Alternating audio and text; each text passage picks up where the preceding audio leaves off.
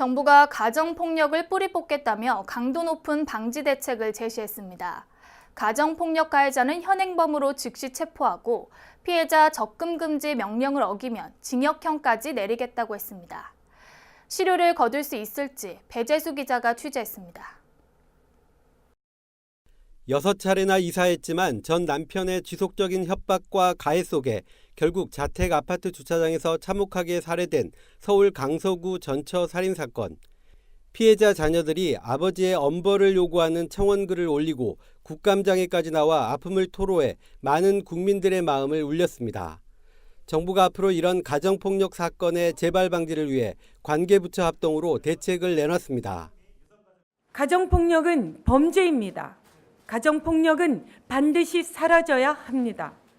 가족 안에서 일어나는 비인권적 폭력 행위가 더 이상 가족 유지의 명목으로 합리화되어서는 안 될 것입니다.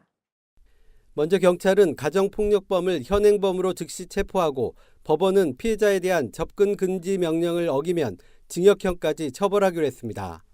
이미 형사소송법에 있는 현행범 체포의 요건을 이 가정폭력처벌법에 도입을 해서 현행범 체포 요건은 이렇습니다. 범죄를 실행 중이거나 실행의 직후인 자를 현행범으로 보고 있습니다. 또 가정폭력 사건의 대응력을 높이기 위해 경찰의 초동대처 지침을 만들고 재범 위험성 조사표도 보강하기로 했습니다. 가해자가 자녀를 만나는 과정에서 발생하는 2차 범죄를 막기 위해 자녀 면접 교섭권도 제한합니다. 무엇보다 상습적이고 흉기를 소지한 중대 가정 파탄 사범에 대해서는 구속 수사를 원칙으로 하고 폭력 정도가 심하며 재범이면 상담 조건부 기소유예 제도도 제외한다는 방침입니다. 피해자 지원도 강화해 여성가족부 산하 세일센터에 전문 자립 프로그램을 우선 운영하고 관련 보호시설에서 퇴소할 경우 1인당 500만 원의 자립 지원금도 주기로 했습니다.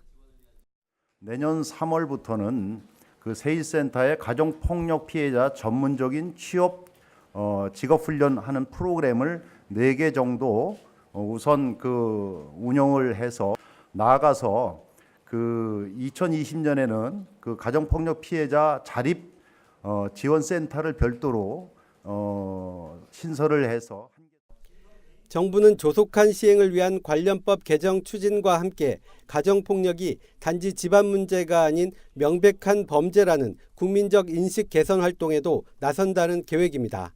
BBS 뉴스 배재수입니다.